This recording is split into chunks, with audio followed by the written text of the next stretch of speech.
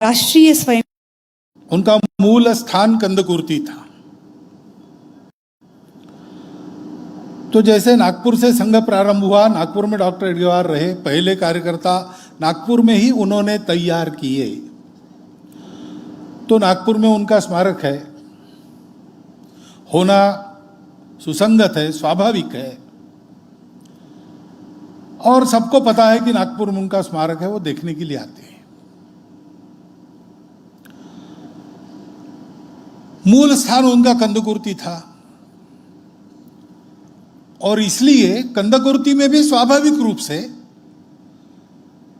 सबकी इच्छा रही थी कि यहां भी डॉक्टर साहब के स्मृति में कुछ होना चाहिए। और इसलिए 32 साल पहले यहां पर सभी हमारे श्रेष्ठ अधिकारियों के द्वारा, जिनके नामों का उल्लेख हुआ प्रकल्प के निवेदन में, उन्होंने संकल्प किया,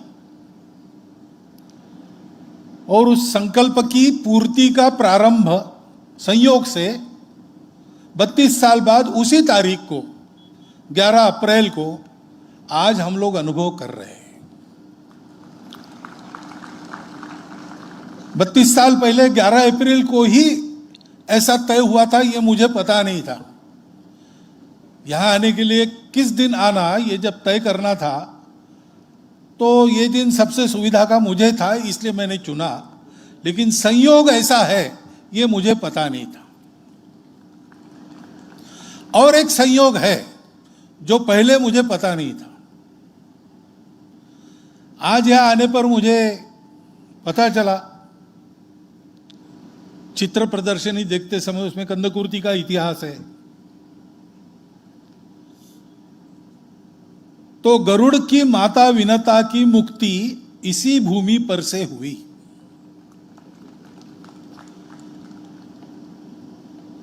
और यहां से आए हुए डॉक्टर हेडगेवार ने राष्ट्रीय स्वयंसेवक संघ शुरू किया। इन दो बातों में एक अद्भुत संबंध है। संघ की कथा तो आपको पता है, 100 साल संघ के हो रहे, तो जगह जगह उसका वर्णन हो रहा है। गरुड़ जी की भी कथा आपको पता होनी चाहिए, नहीं होगी तो फिर से स्मरण आपको मैं दिलाता कि गरुड़ जी की माता विनता थी और सौतेली माता थी कद्रू। तो पुत्र प्राप्ति के लिए उन्होंने तपश्चर्या की, भगवान ने उनको वरदान दिए। पूछा कितने पुत्र चाहिए, तो कद्रू ने कहा कि सहस्त्रों पुत्र चाहिए, और विनता ने कहा कि अच्छे दे दो तो 2 ही काफी है। तो ऐसा कहते हैं कि 2 अंडे, एग्स विनता को दिए, इनको बड़ा करो, और 1000 कद्रू को दिए कि इनको बड़ा करो।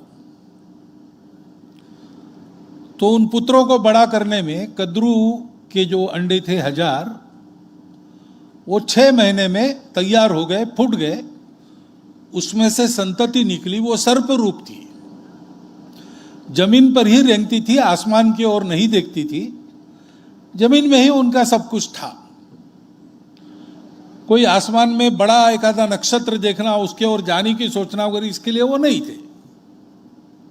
1000 थे, लेकिन सामान्य थे। इधर विनता के अंडे फूटे ही नहीं। दरमियान एक बात हो गई कि कद्रू को भय लगने लगा कि 1000 मेरे पुत्र है, लेकिन वो ऐसे है, इसने 2 बहुत अच्छे पुत्र मांगे हैं, तो इसके पुत्र ज्यादा कर्तृत्वशाली हो गए तो मेरी सत्ता कम हो जाएगी। इसलिए उसने एक कपट चला, विनता के साथ होड़ लगाई कि सूर्य के रथ के घोड़ों की पूंछ काली है। विनता ने कहा संभव ही नहीं, सारे जगत को प्रकाश देने वाले के रथ के घोड़े, उनकी पूंछ काली कैसे हो सकती है? वो तो तेजोमय होगी, दैदीप्यमान होगी, शुद्ध शुभ्र ऐसा उसका रंग दिखेगा चमकता हुआ। तो लगी होड़, जाकर देखेंगे सूर्यलोक में। तपोबल से सूर्यलोक में पहुंची, लेकिन उसके पहले कद्रू ने अपने पुत्रों को आदेश दिया कि तुम जाकर सूर्य के घोड़ों के पूंछ पर बैठ जाओ ताकि वो पूंछ काली दिखे। और इसके कारण जब वहां पहुंचे और पूछे देखी तो वो काली थी। तो विनता हार गई और हारने के दंड स्वरूप उसको कद्रू की दासी बनना पड़ा। तो वो दास्य में थी, गुलामी में थी, माता गुलामी में है। पुत्र हुआ ही नहीं, 6 साल हो गए। अंत में विनता अधीर हो गई, उतावली हो गई, उसने अंडे को जबरदस्ती फोड़ डाला। तो उसमें से एक तेजस्वी पुत्र निकला, लेकिन वो अधूरा था, पूरा बड़ा नहीं हुआ था। तो बाकी सारा शरीर तेजस्वी था, अग्निमय था, लेकिन उसके पैर नहीं थे। और अपनी ये हालत देखकर उसने कहा कि मुझे समय से पहले अंडे से बाहर जिसने निकाला वो मेरे जैसा ही परस्वाधीन होंगे, गुलाम हो जाएंगे। तो माता गुलाम ही बन गई थी। इसको पता चला तब पश्चाताप हुआ, लेकिन उसने एक उत्शाप दिया माता को कि माता तू चिंता मत कर, अभी जो दूसरा है उसको समय से पहले नहीं निकालना, वो अपने आप बाहर आ जाएगा और वो अपने पराक्रम से तुमको दास्य से मुक्ति देगा। अरुण सूर्य का सारथी बन गया अपंगावस्था में भी। तेजस्वी तो था ही, उसका दोष नहीं था, वो अपंग था। दूसरे जो जन्मे अंडों में से 12 साल होने के बाद गरुड़ बाहर निकले और गरुड़ ने अपने पराक्रम से स्वर्ग में जाकर अमृत का कुंभ लाया। शर्त थी विनता को दास्य मुक्त करने की। जन्मते ही उनको पता चला, पिताजी का आशीर्वाद लेके वो सौतेली माँ के पास पहुंचे कि तुम भी मेरी माता हो, वो भी मेरी माता है, अब उसको मैं दासी कैसे देखूं, क्या उपाय है। तो उसने एक असंभाव्य शर्त रख दी कि स्वर्ग से अमृत लेके आओ, अमृत कुंभ लाकर यहां रखो, तब मैं उसको मुक्त करूंगी। तो स्वर्ग में गए, देवों की सेना को पराजित किया। अंत में भगवान विष्णु को लड़ने के लिए आना पड़ा। गरुड़ के युद्ध कौशल पर वो इतने प्रसन्न हुए कि उन्होंने संधि कर ली, मैत्री कर ली और गरुड़ को अपने वाहन स्वरूप में मांग लिया। गरुड़ को अमृत कुंभ मिला, वो लेके आया और विनता और कद्रू के सामने जहां बताया था उसने यहां रखो, वहां उसको रख दिया। तो विनता दास्य मुक्त हो गई। रखना नहीं था, वापस करना था, इसलिए तुरंत उठा के ले गए। वचन पूरा कर लिया था, माता दास्य मुक्त हो गई। अमृत पीने में इनका कोई रस नहीं था, गरुड़ का अमृत के लिए थे ही नहीं, वो माता के लिए थे। अमृत वापस कर दिया। अब ये कथा है। डॉक्टर साहब ने क्या किया, संघ की स्थापना की, यानी अपने माता के मुक्ति के लिए व्याकुल लोगों में से एक थे। बचपन से भारत माता को स्वतंत्र करना, हमारी अपनी सत्ता को हथिया कर हमको गुलाम बनाकर राज्य करने वाले अंग्रेजों को खदेड़ देना, बाहर जिस उपाय से जा सकते हैं उस उपाय से बाहर निकालना। और इसलिए जो जो लोग इस दृष्टि से प्रयत्न कर रहे थे उन सब के कामों में वो कार्यकर्ता रहे। वो क्रांति कार्य करने वाले, सशस्त्र प्रतिकार में भी वो थे और राजनीतिक मार्ग से आंदोलन करके स्वतंत्रता प्राप्त करने वाले मार्ग में भी वो थे। प्रामाणिकता उनका सद्गुण था। जहां जहां गए वहां वहां लोगों ने उनकी पहली विशेषता यही बताई कि वो प्रामाणिक थे। उससे भी ज्यादा प्रभावी उनकी दूसरी विशेषता स्वयंसेवकों के ध्यान में आई। उनके समय के स्वयंसेवक वो बताते, पहली बात बताते उनका स्नेह। और जो संघ के संपर्क में नहीं थे वो सब बताते हैं कि ये बड़े प्रामाणिक है। राजशेखर नहीं, राजनारायण बसु, उनके किताबों में उनका उल्लेख है। रास बिहारी बसु, उनके 2-3 किताबों में डॉक्टर साहब का उल्लेख है। हर बार वो लिखते कि केशव हेडगेवार नागपुर से आया तरुण है, बहुत प्रामाणिक कार्य करता है। और इसलिए प्रामाणिकता से, निस्वार्थ बुद्धि से, तन मन धन पूर्वक दोनों प्रकार के रास्तों में उन्होंने काम किया। और काम करते समय उनके ध्यान में आया कि जो इन कामों के प्रमुख लोग हैं, उनके मन में भी एक चिंता है कि अंग्रेज तो कोई पहले नहीं है हमको गुलाम बनाने वाले, इसके पहले बहुत लोग आ गए और बार बार हम पिट रहे, लूट रहे। इसका मतलब बाहर वालों की ताकत से ज्यादा हमारी कोई कमी है जिसके कारण हम पिटते हैं, लूटते हैं। और इसलिए उस कमी को दूर करना,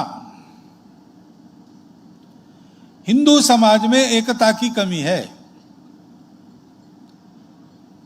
वास्तव में हिंदू समाज में सब विविधताओं की मान्यता है।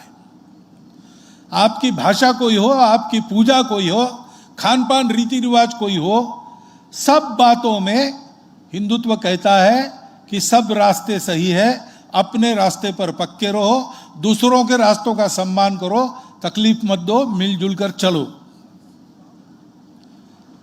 लेकिन हिंदू समाज की अपनी स्थिति में जात पात का भेद, भाषाओं के भेद, प्रांत के भेद चल रहे हैं। और इसलिए हिंदुत्व के आधार पर हिंदू समाज को जुटाना, वैसे तो हिंदुत्व हमको जोड़ने वाला आधार सबके लिए है। पहले हिंदू उस आधार पर अपना एक समरस रूप खड़ा करें। दूसरी बात, इतने दिन मार खाते खाते वो अकेला बन गया है। करोड़ों होने के बाद भी अकेला होने के कारण वो डरता है। उसके मन से भय निकाल देना, उसको निर्भय बनाना, बल संपन्न बनाना। लेकिन ये निर्भयता और बल संपन्नता उसके अपने भलाई के लिए है, किसी को मारने के लिए नहीं है। और इसलिए उसको शील संपन्न भी बनाना। और आज अपने समाज की स्थिति ठीक करने के लिए वो अपना जीवन लगा दे, तो क्या करना, कैसे करना, इसके लिए जो ज्ञान आवश्यक है वो ज्ञान वो प्राप्त करे, ऐसी तपस्या वो करे, डटे रहे, उस पर सतत करे, और उत्तरोत्तर उसकी ध्येय निष्ठा तीव्र हो। समय लगता है, वैसे नहीं होगा ऐसा करके छोड़ देते लोग काम, ऐसा न हो। जितना समय जाता है और जल्दी करनी चाहिए, ऐसा लगना चाहिए। डॉक्टर हेडगेवार ने जाने के पहले जो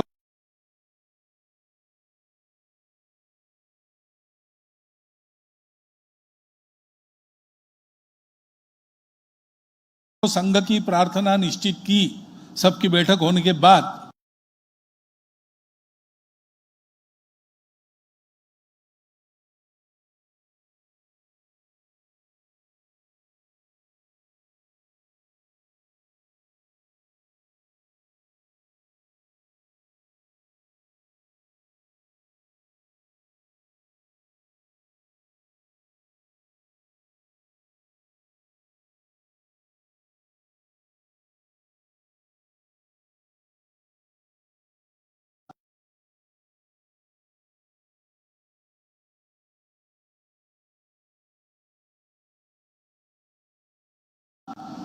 उस प्रार्थना में इन 5 गुणों की उपासना कही जाती है। संघ के कार्यक्रमों में से